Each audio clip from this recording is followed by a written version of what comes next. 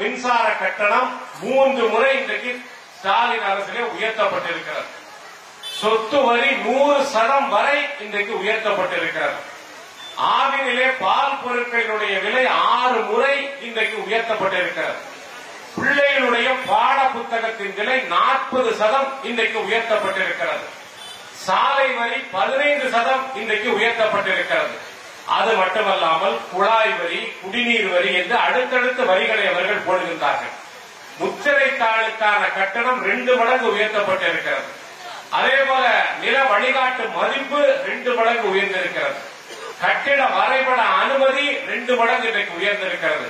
ஆக தொடர்ச்சியாக பொருளாதார ரீதியாக மக்களுக்கு நல்லது செய்யாமல் தோற்று போன அரசுதான் மு.க. ஸ்டாலின் அரசு. இதனை புரட்சி தட்டி கேட்கக்கூடிய தலைவர் மக்கள் செல்வர் அண்ணன் டிடிவி தினகரன் அவர்கள் தொடர்ந்து மக்கள் மத்தியிலே இந்த கருத்தை எடுத்துரைத்து வருகிறார்கள்.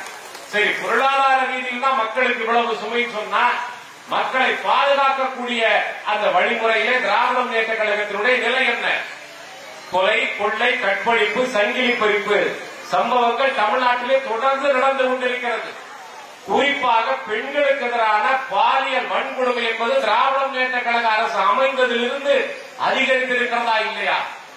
இன்றைக்கு அண்ணா யூனிவர்சிட்டியில் நடந்த அந்த பாலியல் கொடூரம் அதில் பின்னணியில் இருப்பது யார்? திராவிட முன்னேற்ற கழகத்தை சார்ந்தவர்கள். இன்னைக்கு அது மட்டுமல்லாமல் தமிழ்நாட்டிலே பெருகி இருக்கக்கூடிய போதை கலாச்சாரம், மாணவர்கள் படிக்கக்கூடிய பள்ளி கல்லூரிகளுக்கு அருகிலேயே போதை பொருட்கள், போதை மாத்திரைகள், போதை சாக்லேட் இன்றைக்கு விற்றுக் கொண்டிருக்கின்றார்கள். அதற்கு பின்னணியிலே இருப்பது யார்? திராவிட முன்னேற்ற கழகத்தை சார்ந்தவர்கள். அவர்களின் நல்வாழ்வுக்கு உத்தரவாதம் அளிக்க முடியாத கட்சியாக திராவிட முன்னேற்ற கழக ஸ்டாலின் அரசு இன்றைக்கு நடந்து கொண்டிருக்கிறது என்பதுதான் நிதர்சனமான உண்மை.